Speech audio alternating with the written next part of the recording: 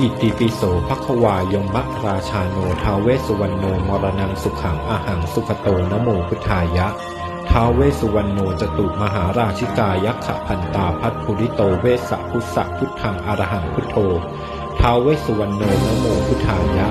ข้าพเจ้าขอกราบสักการะบูชาองค์ท้าวเวสสุวรรณขอพึ่งพระบารมีจงประทานพรให้ข้าพเจ้าจงประสบแต่โชคลาภความสุขความสำเร็จสมดังที่มุ่งหวังทุกประการให้ได้ที่สุดแห่งรูปสมบัติทรัพย์สมบัติคุณสมบัติลาภยศสรรเสริญขอให้ห่างไกลจากคนพาลทั้งหลายศัตรูครอบงำไม่ได้